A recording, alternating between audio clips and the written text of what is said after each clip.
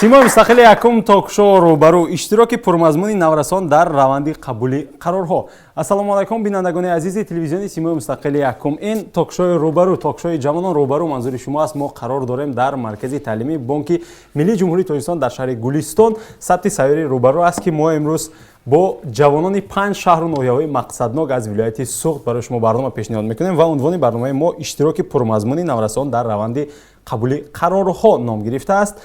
و این بچه ها این اشتراکچان از لایحه اشتراکچان لایحه نورسان شریکان رشدی استوار هست که آن از جانب یونیسف در تاجیکستان دستگیری کرده می شود و از جانب تشکیلات جمعیتی گردآفرید عملی کرده می شود. منظور شما می گردد امروز جوانان از آن سمینار و ترینینگ هایی که اشتراک کردند و آن قرار و قبول هایی که تاثیر رسانیدند، آن کارهایی که اجرا کردند در روند لایحه چی چیز را برای خود گرفتند و چی چیز را عملی کردند، چی تشبوسی برای جامعه پیشنهاد کردن که اهمیت اجتماعی دارد برای شما منظور می‌سازند. بینندگان عزیز، بار دیگر تکرار می‌کنم که این ثبت سیاری روبرو در مرکز تعلیمی بانک ملی جمهوری تاجیکستان در شهر گلستان است و اشتراکچانی برنامه اشتراکچانی لایحه نورسان شریکان رشدی استوار هستند که از 5 شهر و ناحیه ولایت سوخت قرار گرفتند. اشتراکچان عزیز، من شما را خوش آمدید میگم و امید میکنم که امروز صحبت جالب خواهیم کرد و آن چیزی که شما در عمل تطبیق کردید آن را شرح خواهید داد. و اولین سوالی من برای شما این گونه هست که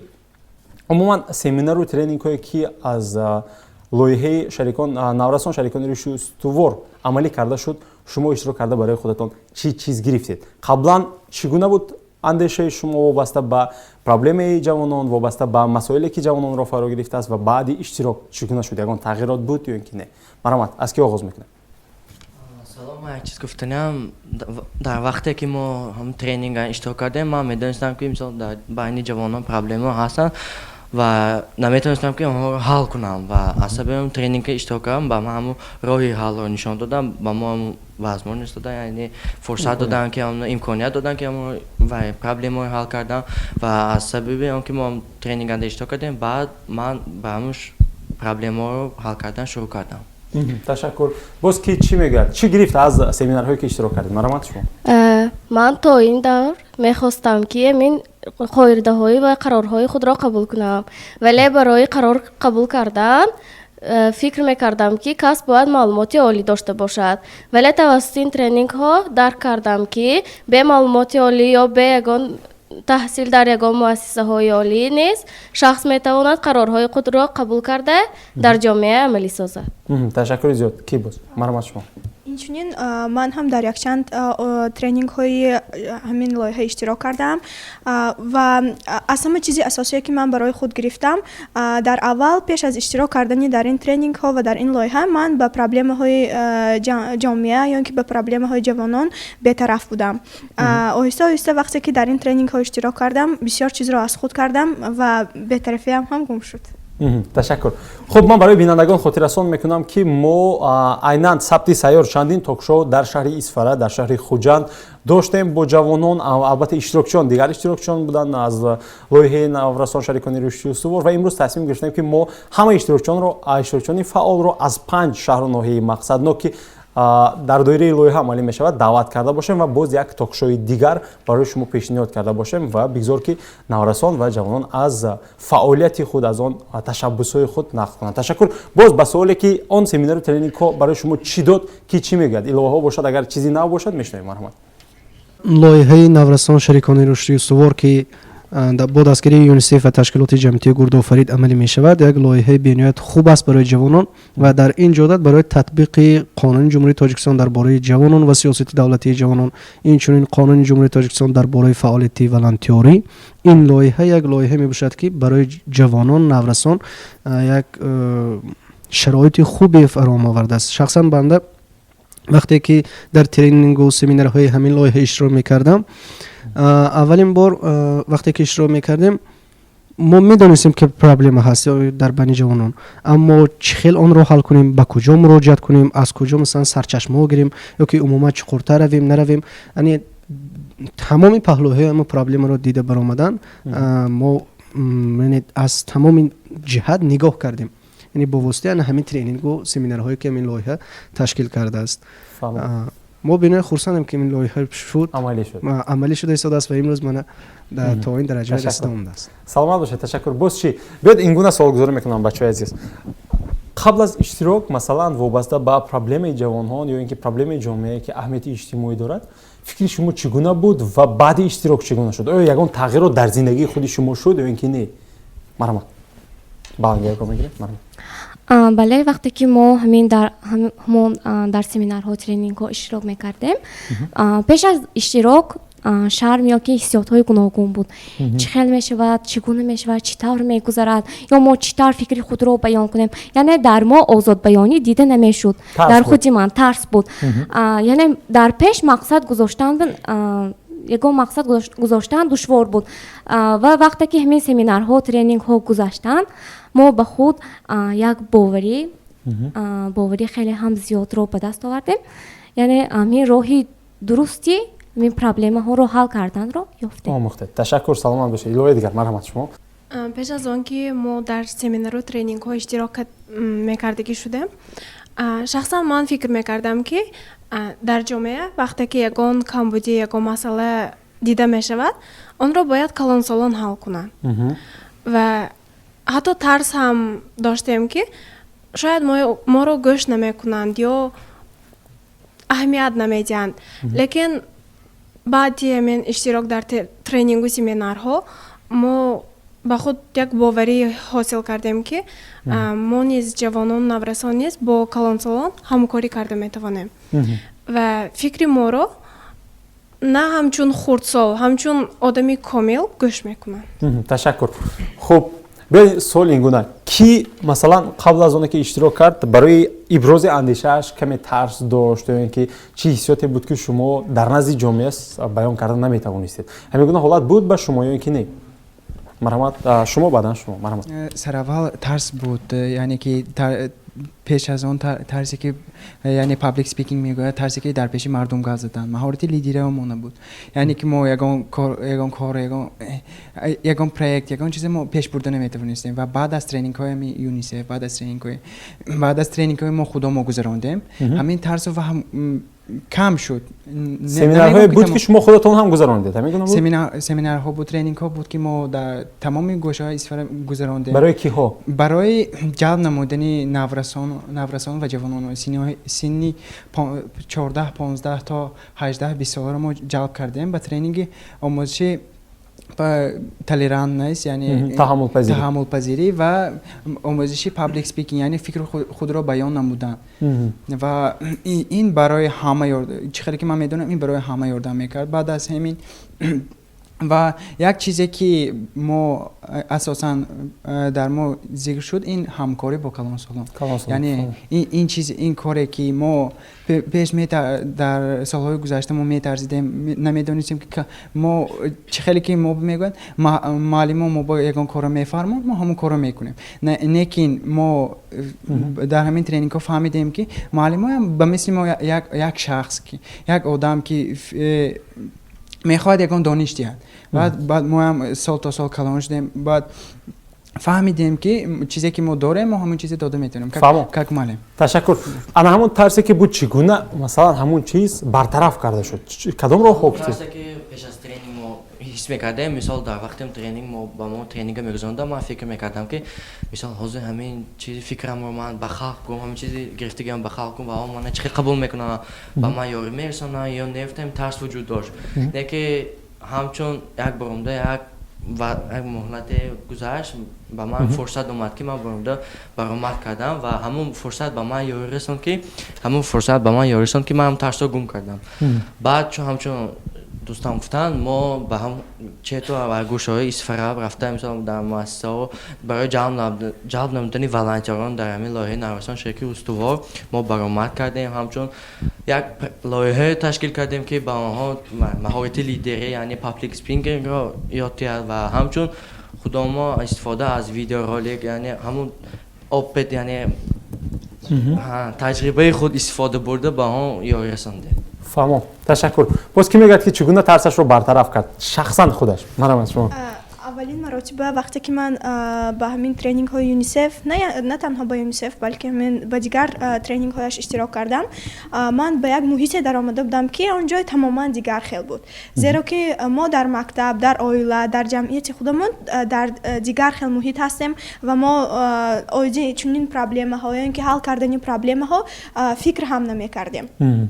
оҳиста оҳиста дар иштирок дар чунин тренингҳо ва гузарондани лоиҳаҳо фикрони ман ҳам дигар хел гашт ва ман фаҳмидам ки бояд ман ҳам мубориза барам барои пешбари ҷамъияти худ ва инчунин мо якчанд малакаҳои навро соҳиб гаштем ки асосан ин маҳорати малакаи лидерӣ гашт, лидерӣ буд. Ба ғайр аз ин мо на танҳо бо калонсолон ва инчунин бо чӣ хел гӯям бо калонони муассисаҳо, бо мудири маориф ва дигар ҳамон шахсоне ки ба ягон ташкилот калон ҳастанд, ҳамкориамон хеле мустаҳкам гашт.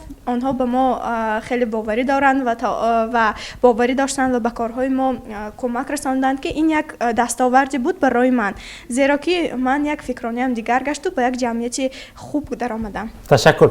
Биёед, чун аз гуфтем фаъолияти шумо оғоз кардем, суолро ман барои шумо ин гуна вогузор кардам ки чӣ ташаббус нишон дод пас аз иштирок дар семинару омӯзишҳои лоиҳаи Наврасон шарикони рушди устувор, ки чӣ ташаббус нишон дод ё ки чӣ кор кард? Масалан, нафаре гуфтанд ки мо семинару тренингҳо гузарондем барои мактаббачаҳо, нафаре гуфтанд ки ман бо мудири мактаб рафта суҳбат кардам ё мудири маориф.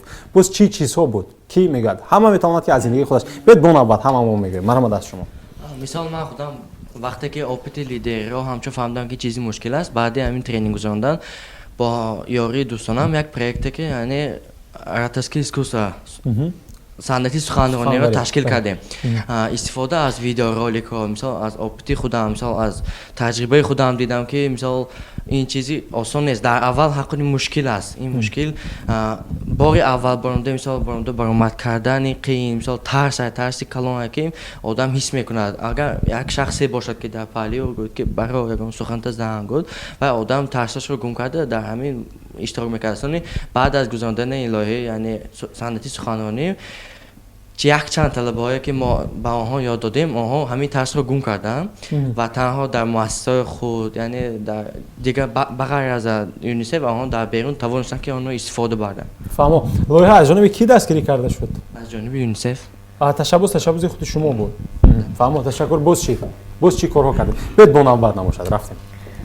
мо дар ҳамин лоиҳаи Наврасон шарикони устувор мо тасмим гирифтем ки маҳфили забономӯзӣ кушоем. Азбаски ноҳияи мо ноҳияи дурдаст ё ин ки норасоии кадрҳо ба назар мерасид, ё ин ки ноҳияи ашт, ё ин ки маркази забономӯзӣ кушода шуда бошад, ҳам баъзе хонандаҳо аз сабаби норасоии вазъи оилавӣ ё дигар сабабҳои узрнок наметавонистанд дар ин маҳфилҳо иштирок кунанд. Вақте ки хонандагон ба синфи 9-10 мерасанд, дар фикри ба донишгоҳ дохил шудан ба маҳфилҳо ё маҳфилҳои забономӯзӣ рафта забони англисиро аз худ мекунанд. Мо тасмим гирифтем ки ба хонандагон аз синни хурдсолӣ, яъне хонандагони синфи 9-10 сола, синни 9-10 сола забони англисиро омӯзонем ва дар натиҷа мо дарк кардем ки боз дар худ дарк кардем ки меҳнати устодон чӣ гуна қадр дорад, онҳо чӣ гуна барои мо ҷонгдозиҳо мекунанд ва шабонарӯз меҳнат мекунанд ва қадри устодонамонро низ фаҳмидем ва барои дастгирии онҳо хеле миннатдор ҳастем. Ташаккури зиёд. Марҳамат. Боз ки чӣ ташаббус нишон додед? Марҳамат. Баъд аз гузарондани семинару тренингҳо худи дар ноҳияи мо, яъне ноҳияи Деваштич, вохӯрӣ бо муовини раиси ноҳияро гузарондем. Яъне дар худи ҳамон аз ташкилоти ҷамъиятӣ ба ноҳияи мо омаданд, ҳамроҳ бо волонтёрони фаъол, бо ҳамон иштирокчиёни ҳамон лоиҳа, бо муовини раиси ноҳия Нуруллозода Ганҷина вохӯрӣ хеле ҳам хотирмон гузарондем. Дар бораи чӣ гуфтугӯ кардед? Дар бораи лоиҳаҳо ҳар яке мо лоиҳаи худро муаррифӣ намудем. Он шахс ба мо боз маслиҳатҳои муфид доданд ва инчунин барои ҳамин пешрафти корамон аз ҳамаҷиҳата моро дастгирӣ карданд. Чӣ лоиҳаҳо буд? Метавонед номгӯяшро гӯед? Масалан, лоиҳаи китобхони беҳтарин буд. Худи лоиҳаи ман пешниҳод намуда будам. Лоиҳаи Дастони Моҳир буд. Инчунин асбобҳои мусиқӣ буд ки ман ин шахс نقد میکنن. تشکر. مرحمت.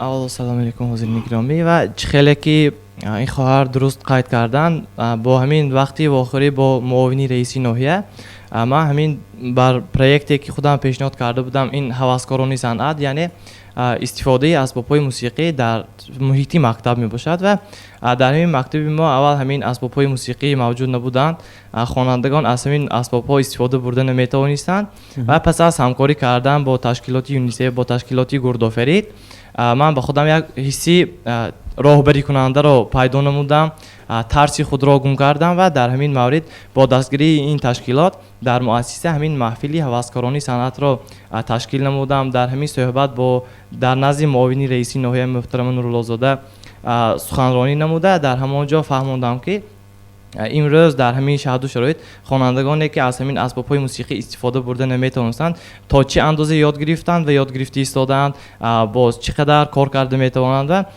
اینچنین از روش همین محفل باز در همین سطح مؤسسه و ناحیه یک چند کنسرت‌های موسیقی را بهره تماشابینان بهره خوانندگان مؤسسه و ناحیه تشکیل کرده برگزار کردیم. تشکر زیاد. مرحمت. باز کی؟ مرحمت. در شهر اصفهان ما 13 لایحه عملی کرده ایستادیم در خود همین سال و ما بسیار با دستاوردهای خیلی خوب نایل گشتیم و یکی از لایحه‌هایی که خیلی چخل گویم پاپولار مشهور شد در شهر اصفهان ما در گرد و اطراف مردم این لایحه دنیای سبز بود که ما اساساً در 15 جای گرد و اطراف شهر اصفهان و جماعت‌های جهات چارکوه و سرخ قوطی‌های پرتاب ماندن ما لازم بود و اولین مراتبه ما همین قوطی‌ها را در جماعت سرخ ماندیم بعد از این با مؤسسه ها همکاری نموده یک چند مون قوطی‌های پرتاب مان را هم در گرد و اطراف شهر اصفهان هم در مؤسسه ها ماندیم و یک چیزی که ما را مشهور گرداند و مردم را آگاهی کرد ما یک اکت گذراندیم که اکت مبارزه بر ضد پاکت‌های پلاستیکی بود چون آنها برای اکولوژی ما چون برای سلامتی انسان آنها خیلی ضررآور هستند ما مردم را آگاهی نمودیم که اینها حقیقتا هم به سلامتی ما ضرر دارند و با آنها گفت و شنید کردیم با آنها فهماندگی ها کردیم که این یک دستاورد خیلی خوب بود زیاده از 10,000 نفر در شهر اصفهان حالا از همین قوطی‌های پرتاب استفاده میبرند و این چنین بسیاری از مردمان شهر اصفهان از ضررناک بودن پاکت‌های پلاستیکی آگاهی داشت گردیدند. فهمت. تشکر زیاد. مرحمت. باز کی؟ خب سوال همین بود که کی چی تشبس نشون داد. بله.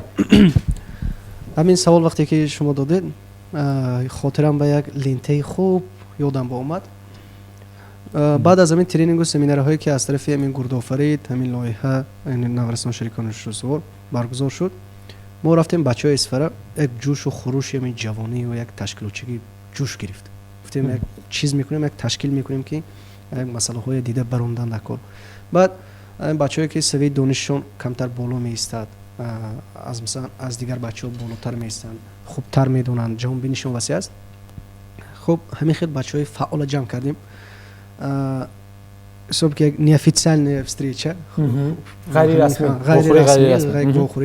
غیر رسمی کرده ایستاد همین جوانا جمع شدیم گفتیم چیز میکنیم همین یک تشبس نشون میدیم هر خیلی لایحه تشکیل میکنیم و همین خیلی مصلحت کردیم یک کس ساحه ورزش پیشنهاد کرد یک کس ساحه اکولوژی مثلا برای حفظ اکولوژی یک کس مثلا لایحه‌های اجتماعی دایر به صنعت فرهنگ همین خیلی برفت بعد همین همه لایحه‌ها من اینجا قید کردم دوستای ما من همین چهره‌های ما میبینم همینجا بودن قید کردن 13 لایحه همین خیلی از جمع آمدیم ما از همین خلاصه های ما 13 لایحه در عموم با همین گردآفرید پیشنهاد شد اونها با دستگیری کردن یونیسف دستگیری کردن من علاقه طول 2 ماه 3 ماه است که در شهر اصفهان همین لایحه فعالیت خود را دوام داده ایستادن و بعضی لایحه علاقه خاتمه یافتن دستاوردهای بی‌نهایت نظر رست بعد نایل گشتن خودی مثلا بنده لایحه‌ای که مثلا ذمه بنده بود این لایحه حقوقی ما میشد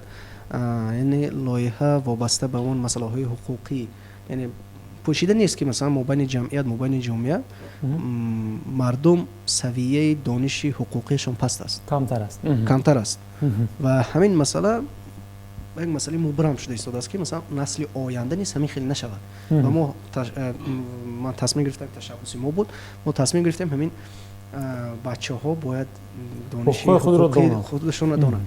فهمم. ана лоиҳа тамом шуд, мана аллакай 2 моҳ фаъолият кард, бачаҳо хурсанд, ҳама аллакай ҷонбинии дигар хел аз ин чӣ تصمیم ندارید که لایحه رو باز ادامه دهید یا اینکه چگونه است وقتی که شما گفتید که تمام شد همین گفتید کار تمام جنبه است یا اینکه дуруст як саволи нағз додед. дарехтан вақте ки лоиҳа тамом шуд, аллакай бачаҳо худашон хостанд ки биёед давом диҳем.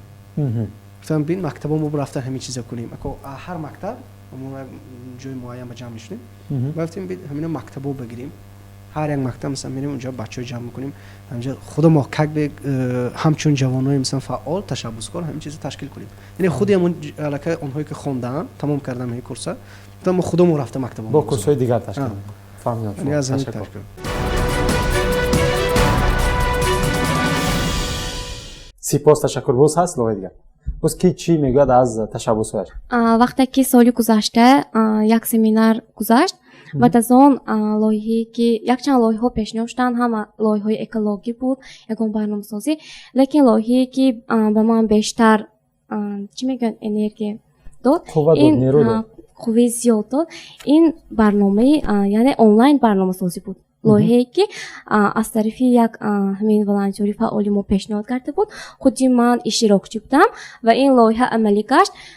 дар он ҷо мо як роҳбарро интихоб кардем тавассути барномаи Zoom, яъне аз хона нишаста барномаомӯзиро мо дида баромадем ва якчанд намуди барномасозиро тавассути ҳамин ноутбук ё ин ки компютерҳо омӯхтем ки ин хеле ҳам лоиҳаи хотирмон лоиҳаи беҳтарин барои ман буд ва инчунин ҳамин сол 2 моҳ пеш, яъне моҳи октябр, вақте ки аз ташкилоти ҷамъиятии курдофарид бо мо ҳам ҷавонон ва ҳам калонсони ҳамин фаъоли ноҳия вохӯрии хотирмон гузашт, дар он боз ба ман дар пеши худ мақсадҳои зиёд гузоштам ва баъд аз он хостам ки ягон маҳфилро пешкаш созам ва маҳфили ширинакро дар худи ноҳия пешниҳод намудам, яъне аз тарафи ҳукумати ноҳия дастгирӣ ёфт ва ҳоло ҳамин маҳфили ман амалӣ гардида истодааст.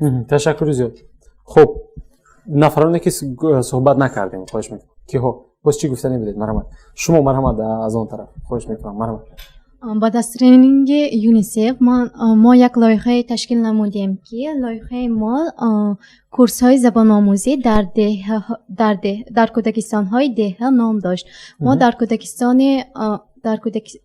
кӯдакистони рақами 4 дар деҳаи ғулакандоз, яъне дар ҷамоати ғулакандоз курсҳои забономӯзӣ забони англисӣ ва русиро ташкил кардем. аз синни 5 то 6 ба кӯдакон забони англисӣ ва русиро омӯхтанро сар кардем.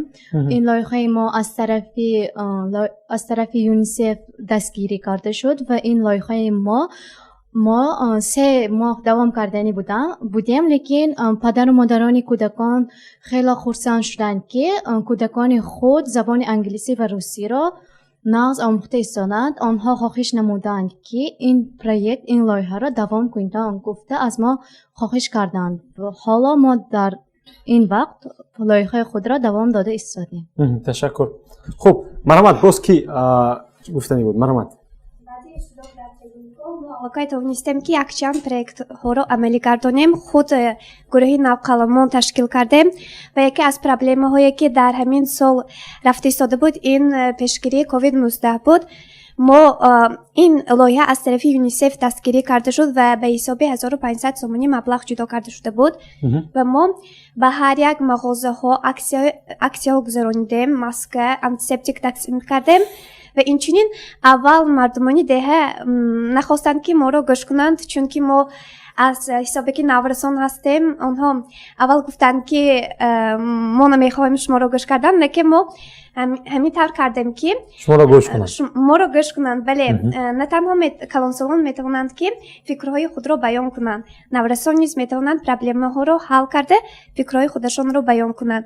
инчунин баъд аз иштирок дар тренингҳо мо тавонистем ки бо раисҳои маҳалҳо ва вобаста ба экология, вобаста ба оби нӯшокӣ, вобаста ба ҳалли корҳои ҳуқуқи кӯдакон пешниҳод кунем ва ин ҳам бошад ташкил кардани гурӯҳ. ҳозир волонтёрон ҳастанд, лекин онҳо از همین تلفنی استیپندیه و یونیسف نورسون شریکان رشدی استوار و ما یک گروه تشکیل کردیم که خوانندگانی که در مکتب هستند همین بهاهای پاس میگیرند آنها همین میآیند میبروند به هیچ چیز اهمیت نمیدهند. ما همین طور کردیم که آنها نیز شوقمند شوند، آنها نیز به گروه ولنتیوران خدمت رسونده از کارهای بیهوده دست کشن. فهمید. تشکر. هست بازیلوهای دیگه. محمد شما خواهش میکنم.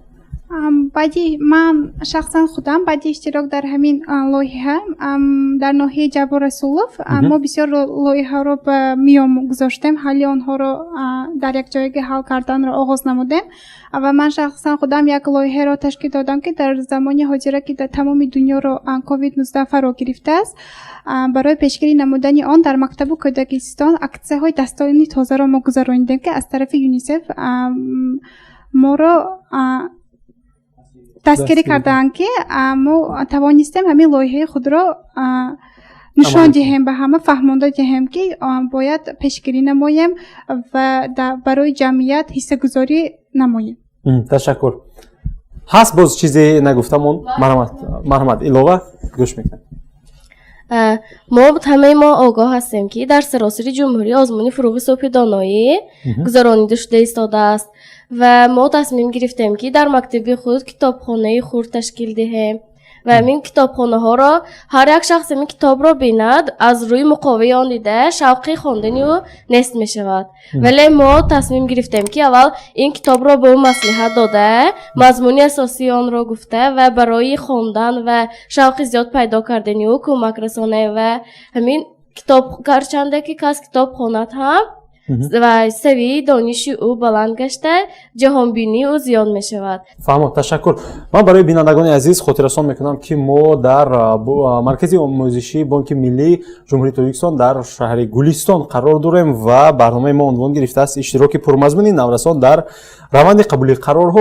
اشتراکچیان اشتراکچی لایحه نورسان شریکان رشدی استوار از 5 ناحیه مقصدناک شهر اسفر، ناحیه اش، ناحیه جبار رسولوف، ناحیه دیوشتیج و ناحیه باباجان غفوروف میباشند. ما درباره دستاورد و مشکلات جوانان، تشبسات جوانان صحبت را ادامه میدیم دوستان عزیز. خب ما از دستاوردها گفتیم که چی کارها را ما انجام دادیم. بعد از مشکلات میگیم که هنگامی بررسی نمودن این یا آن مسئله، این یا آن پیشنهاد، این یا آن لایحه، وقتی که شما رفتید با کلان صحبت کردید، وقتی که شما رفتید با نفرانی دیگر صحبت کردید، با نفرانی مسئول صحبت کردید، چون گفتن که اول جامعه ما رو قبول نکرد. باز چی مشکلی ها بود که مثلا برای شما پیش اومد؟ چی مشکلی ها بود؟ مرحمت. خب از کی آغاز میکنیم؟ از شما؟ مرحمت. در وقتی تشکیل نمودن لایحه صنعتی سخنرانی یک مشکلی به من دچار شد که در اول جوانان نمیدونست که خود چی معنا دارد و لحظه‌ای بود که من آنها رو گرفته درباره با آنها ویدیو رولینگ ها رو نشان میدادم، با آنها میفهموندم. در عاقبت یک در بین آنها گپ برآمد که مثلا همین چیز با ما خیلی لازم است. مثلا با شخصانی که مثلا با منیجمنت میخوندگن در آینده اینها خیلی یاری میرساند و مشکلی من همین بود که ندانستنی خودی این لایحه چی. مشکلی در همون بود که چنین کورس ها وجود نداشتند، برای اینکه هم یعنی کادر نبود، یعنی صنعت سخنرانی یعنی احاطه نبود که با ما لازم بکنند و همین لایحه نورسان شریکان استوار با ما یک فرصت یعنی امکانیت داد که ما همین چیزا به جوانان آموزانیم. تشکر. باز چه مشکلی ها بود؟ خواهش میکنم مشخص میگید.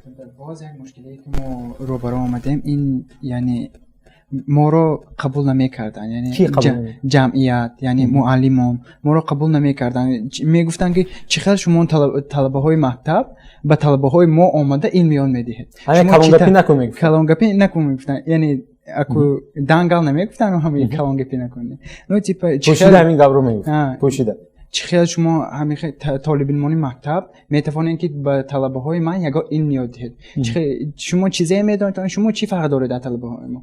یعنی با همین هم رو برای آمدیم، یعنی نافهمی از طرف بچه ها هم بود. با ما این چیزی درکار، با ما این چیزی لازم میشه. این در آینده با ما پول میدهد. یعنی این هم سوال بود، این هم مشکلی بود و آنها میدونستن که این خود چی هست و این به آنها چی فایده میرسونه. فهمم. شما رو قبول نمیکردن در آغاز. من فهمیدم. باز کی چی میگه؟ марҳамат илова. ман ба фикри ин кас гӯш кардам, вале дар ноҳияи мо ин хеле мушкилӣ нашуд.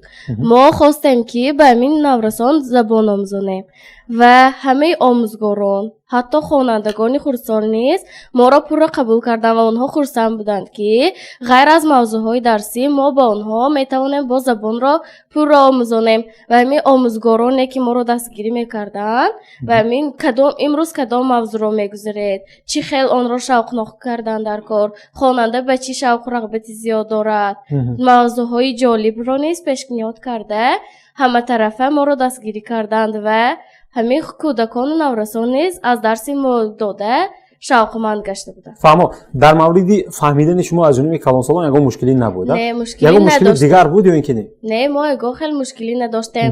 Фақат кӯмак мекарданд, мо аз ин хеле миннатдорем. Ташаккур.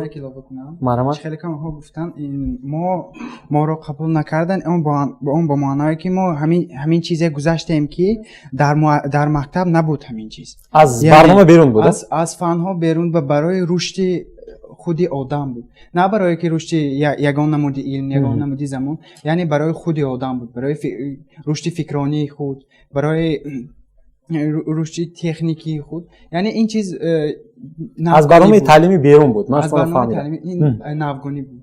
Фаҳмо. Моро нафаҳмида қабул накард. дар оғоз албатта. Хуб, бале. Марҳамат. ҳар ду ҷониб ҳам фикрашонро пешниҳод кардам. фикри ҳардурам лоиқи дастгирист, чунки дар як ҷоҳо мои қабул мекарданд, дар як ҷои дигар боша қабул намекарданд. Ва як чиз аз ҳамин чиз ман хулоса баровардам ки дар рафти лоиҳаи худмон иҷро шудааст, усули ҳамсол ба ҳамсол ин беҳтарин усул ҳисоб намешавад. ҳамин чиз яъне ва шуд асоси худаша дар ҳамин лоиҳаи амалишавӣ мо ёфтем ки дар ҳақиқатан усули ҳамсол ба ҳамсол хубтар таъсир мекунад. Хубтар таъсир мекунад. бале, агар бо ҳамсол суҳбат кунед шуморо зудтар мефаҳмад нисбат ба калонсол ё хурдсол. фаҳмидам шуморо. Ташаккур. марҳамат.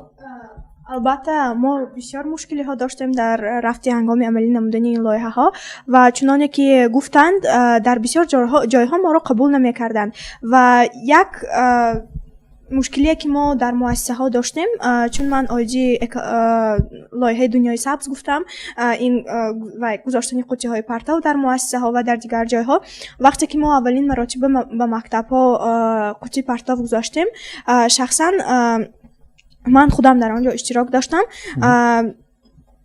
ҳамон волонтероне ки бо мо қуттии партов мегузоштанд, якчанд ва соҳиби якчанд лақабҳо гаштанд.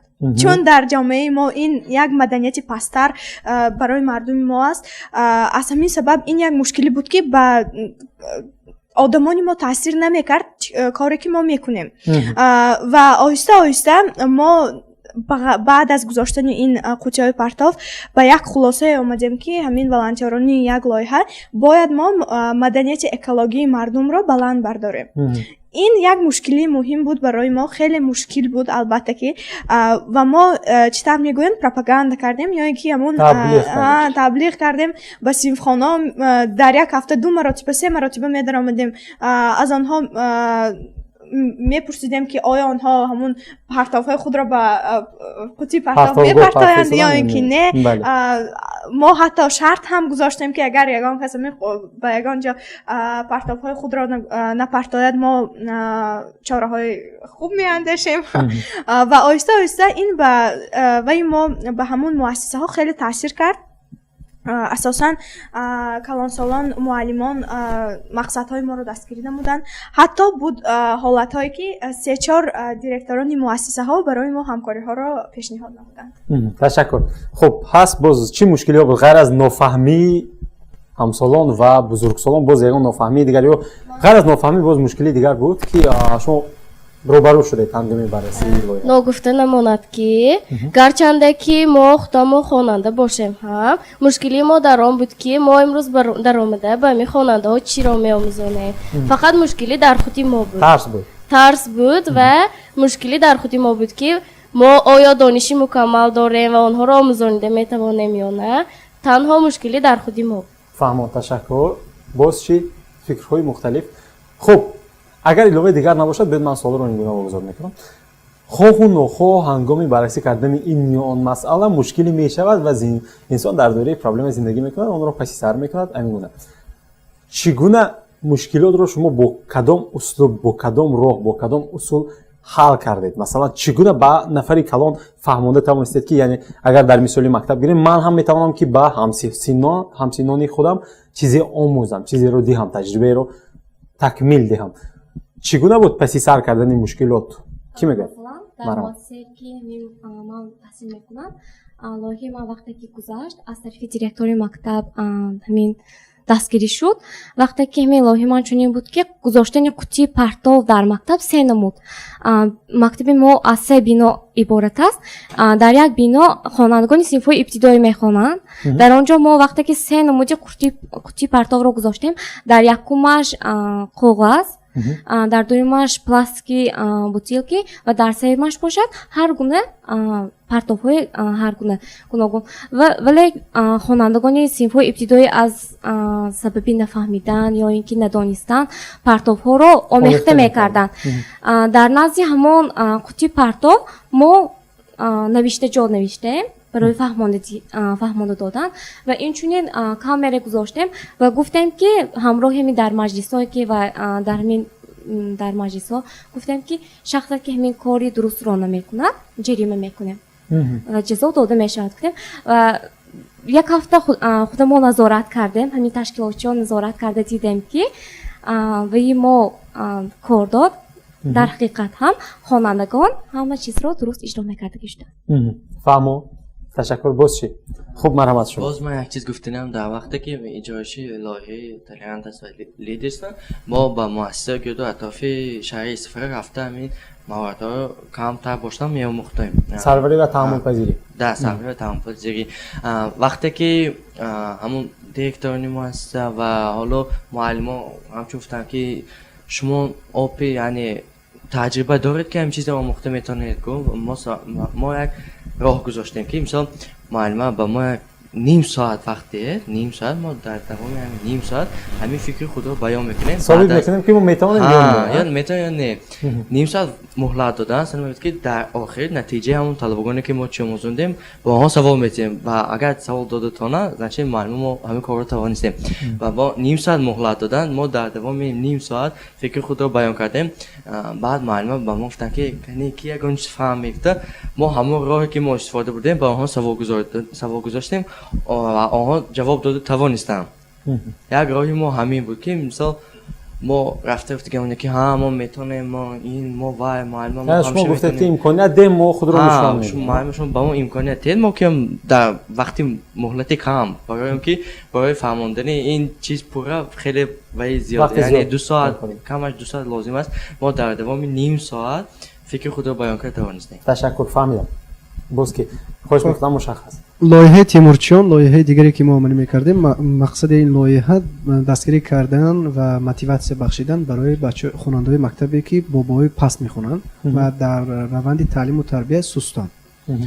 хуб, вақте ки ҳамин лоиҳа мо амалишавиш ба сар кардем, вақте ки ба ҳар як директору наздашон рафтем, ҳамин лоиҳа фаҳмондем, бисёреашон ба гуфти Рустом Закон подрасти ки ҳам ташаббус мекунед, ҳам як чиз пешниҳод мекунед, ба ҷое ки онро дастгирӣ кунанд, як таҳқир мекунад, нигоҳи як подозревая нигоҳ кати нигоҳ мекунад. бо ангушти ишорат нигоҳ кардан. акнун рафтем назди дусе директор рафтем, назди мактабҳо рафтем, моро қабул накарданд. баъд ба гуфти Рустом хитри худ кардем. 80 мактаб аст, 80 директор, назди ҳаре ки вай рави якташ ин хел гуд, якташ ин гуд. мо гирифтем бо вохӯрӣ нишасти рӯбаро бо сардори риёсатӣ маъриф кардем. вақте ки ҳамин вохӯрӣ гузашт, яъне нишасти рӯбаро, аллакай автоматически ҳамаи мактабҳо ҳамин чизи моро қабул карданд. аз ҷониби риёсати маъриф супорӣ шуд. яъне як роҳи ҳал буд ки роҳеро амалӣ кунед. Фаҳмо. Боз чӣ? боз метавонам илова кунам, як чизе ки ба мо ёрии калоне расон, ин боварӣ ба худмон. яъне ки чӣ хеле ки гуфтанд ба мо ним соат вақт диҳед, мо худамонро нишон диҳем, баъд мо мерем. яъне дар ним соат вақт мо ба худамо боварӣ доштем ки ҳамин дарса ҳамин корро мо метавонем. баъд як чизе ки ба мо ёрии калон расид, ин креативнес мегӯяд. яъне мо дар чӣ тавре ки дарсҳои як намуд интересни кара, як намуд шавқовар кара мегузаштем ки на чӣ хел дарсҳои мактаб мегузарем. фаҳмидам. بعد ما درس های اینترست نکردیم میگذاشتیم با بچه ها خودش مقبول میشد. یعنی وقتی که اول با ما باور نمیکردن، بعد وقتی که ما میرفتیم آنها میگفتن که باز بیاید، باز یگان لایحه که تشکیل کنید، باز بیاید، باز یگان لایحه‌تون هست که ما اشتراک کنیم. یعنی از ناباوری به باوری هاشون گذاشتیم و همین طور کسانی که به ما باور نمیکردن آنها با ما همکاری میکنن و فعالیت خود رو دوام میدن، همچون والنتیر. فهمو، تشکر. خب تشکر بچه‌های عزیز. در روند قرار قبول ها پس از اشتراک در آموزش هایی که از جانب لایحه پیشنهاد کرده شد، شما اشتراک کردید؟ چگونه بود؟ مثلا شما آیا فکری خود رو بیان کرده توانستید تاثیر رسانده توانستید در روند قبول قرارها یا اینکه نه؟ چگونه بود؟ کی از تجربه خودش نقل کرد؟ مرحمت شما.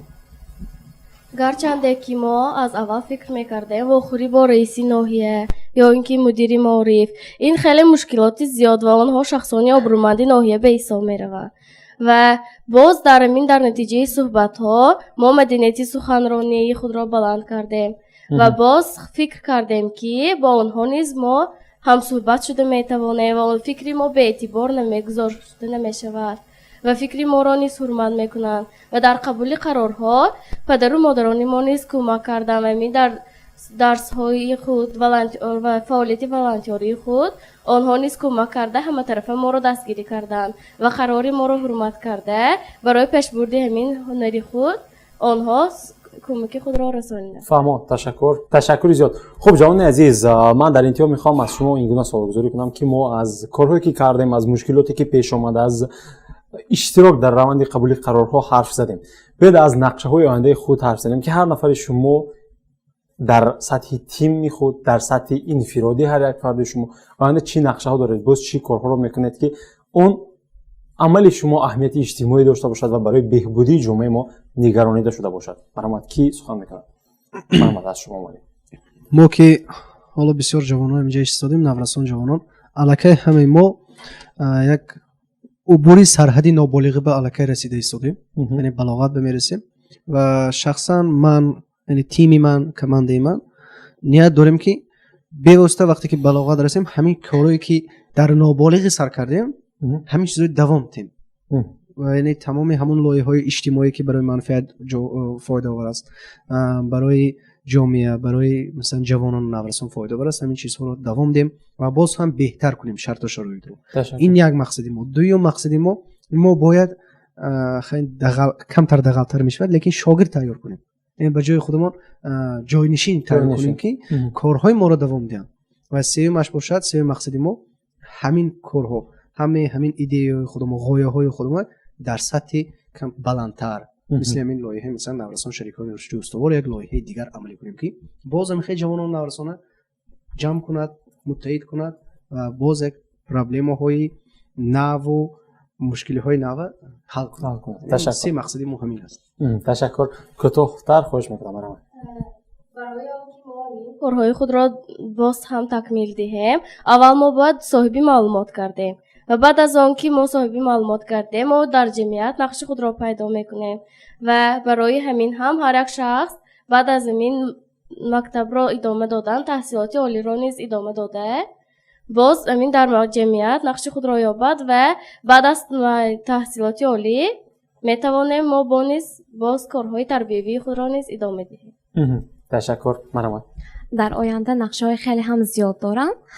то ин ҷониб якчанд лоиҳаҳои ман аз тарафи юнисеф гузашта фаъолият бурда истодам, вале боз умедворам ки дар оянда ҳамон нақшаҳои ман боз давом диҳанд, боз рушд ёбанд ва ҷавонони зиёдро ҷалб намуда барои пешрафти ҳамин ҷомеа, яъне ватани азизамон саҳми худро гузошта бошанд.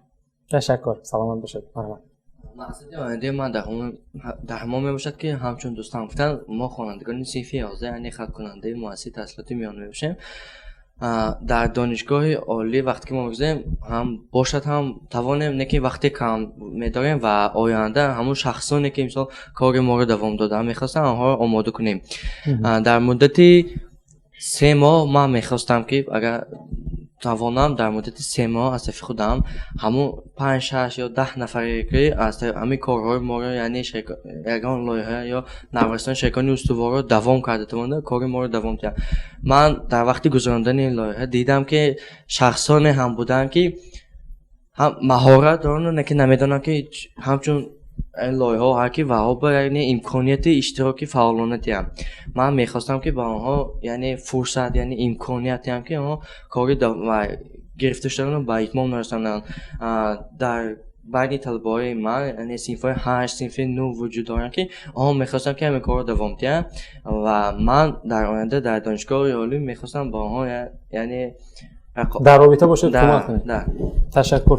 کوتاه خواهش میکنم. برای سرقل دادن همین کاری خودمان میخواستم در آینده همان محفلی که در مؤسسه خود تشکیل نمودم در سطح ناحیه و بعد از آن چخیل که کلانتر میشویم البته یک چیگم اپت یعنی یک تجربه بلند را برای خودمان میگیریم در سطح ناحیه و بیرون از آن در دیگر مؤسسه‌ای که در همین 8 جماعتی ناحیه ما موجود میباشد تشکیل نمایم و کاری خود را دوام دهم. تشکر. هست لایه دیگه؟ خب یک اندیشه دیگر میشنیم، 2 اندیشه دیگر بعداً جمع بس میکنیم. مرحبا.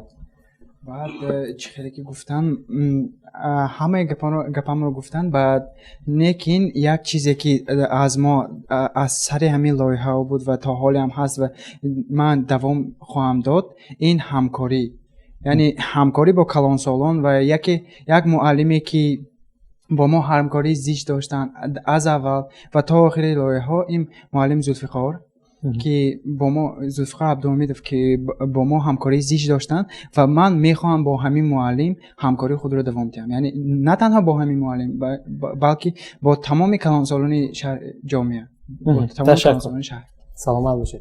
شاید آینده البته بسیارم این هم باشد تشکیل نمودن گروه‌های والنتیری نه تنها در مؤسسه خودمان و بلکه در مؤسسه‌های دیگر ناحیه جماعت‌ها و چقدر باشد هم حل نمودن پروبلم‌ها و کمی هم باشد سهم گذاشتن به جامعه می باشد. تشکر. سلامت باشید. خب بینندگان عزیز تلویزیون سیمای مستقل یکم من خاطر رسان میکنم که ما ثبت سیار داشتیم در موضوع اشتراکی پرمضمون نوارستان در روند قبولی قرارها در مرکز تعلیمی بانک ملی جمهوری تاجیکستان در شهر گلستان اشتراکچیان برنامه بودند. اشتراکچیان لایحه نوارستان شریکان رشدی استوار از 5 ناحیه مقصدناک شهر اسفره، شهر و ناحیه مقصدناک شهر اسفره، ناحیه باباجان غفوروف، ناحیه اش، ناحیه دیوشتج و ناحیه جبور رسولوف جوان از دستاورد خود، از مشکلات خود، از نقشه های خود حرف زدن. ما در برنامه دیگری خاطر رسان میکنم که این برنامه با دستگیری یونیسف در تاجیکستان، یونیسف تاجیکستان و تشکیلات جمعیتی گردآفرید عملی کرده می شود. ما در برنامه دیگری روبرو با شما صحبت خواهیم کرد. خیر دوستان عزیز.